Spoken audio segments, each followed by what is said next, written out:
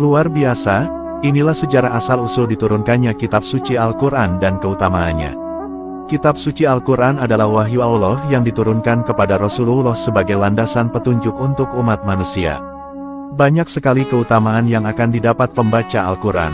Nabi Muhammad SAW bersabda, yang artinya, bacalah kalian semua Al-Quran, maka sungguh Al-Quran akan datang pada hari kiamat sebagai pemberi syafaat kepada para pembacanya.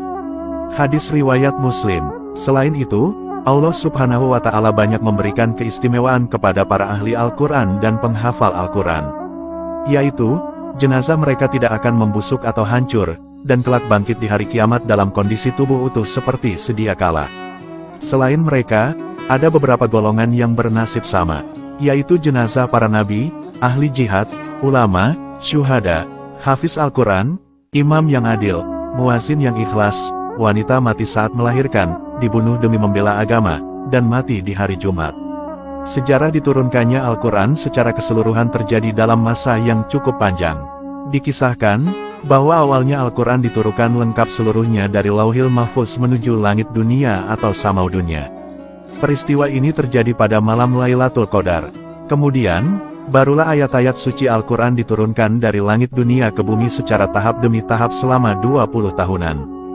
Jadi, peristiwa turunnya Al-Quran ke bumi inilah yang disebut dengan peristiwa Nuzulul Quran. Lalu seperti apakah awalnya Al-Quran yang disampaikan Jibril kepada Nabi? Mari kita bahas bersama. Dalam kitab Al-Burhan fi Ulumil Quran dijelaskan bahwa ada 3 pendapat. Teori yang pertama, yaitu mulanya lafaz serta makna Al-Quran diturunkan kepada malaikat Jibril. Ukuran huruf Al-Quran yang terdapat di Lauhil Mahfuz adalah sebesar gunung Qaf. Tapi hanya Allah lah yang mengetahui maknanya. Malaikat Jibril kemudian menghafal Al-Quran yang didapat dari Lauhil Mahfuz. Lalu, Jibril barulah membawanya dan membacakannya kembali kepada Nabi Muhammad. Teori kedua menjelaskan, bahwa dahulu malaikat Jibril membacakan Al-Quran kepada Nabi memakai makna khusus. Lalu, barulah Nabi mentranslate makna itu ke dalam bahasa Arab. Sedangkan teori ketiga menjelaskan, bahwa malaikat Jibril cuma menyampaikan makna Al-Quran saja. Kemudian, supaya nantinya Al-Quran mudah difaham, barulah Nabi Muhammad mengubahnya menjadi bahasa Arab. Dikisahkan, bahwa peristiwa Nuzulul Quran untuk pertama kalinya terjadi pada tanggal 17 Ramadan. Kala itu Nabi Muhammad berusia 40-an tahun, yaitu kira-kira terjadi pada tahun 608 sampai 609 Masehi. Pada saat itu, Nabi Muhammad sedang beruslah atau menyendiri di Gua Hira untuk beribadah kepada Allah. Gua ini letaknya 5 km dari kota suci Makkah. Kemudian, malaikat Jibril datang ke Gua Hira untuk bertemu Nabi Muhammad SAW.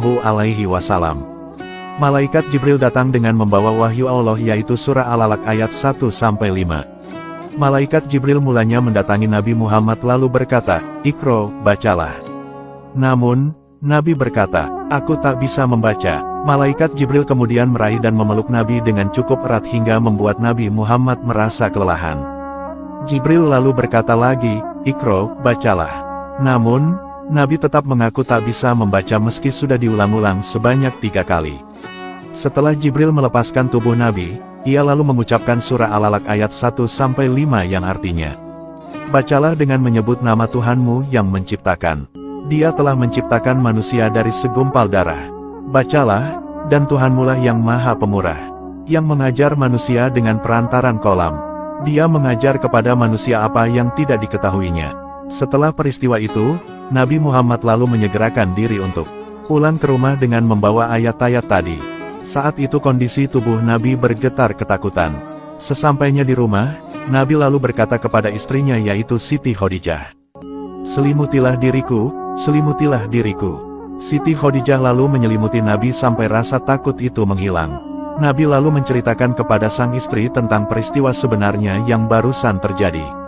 Lalu, Nabi berkata, "Aku sangat khawatir terhadap diriku." Sang istri Siti Khadijah kemudian berkata kepada Nabi, "Janganlah takut, demi Allah, Allah selamanya takkan menghinakanmu.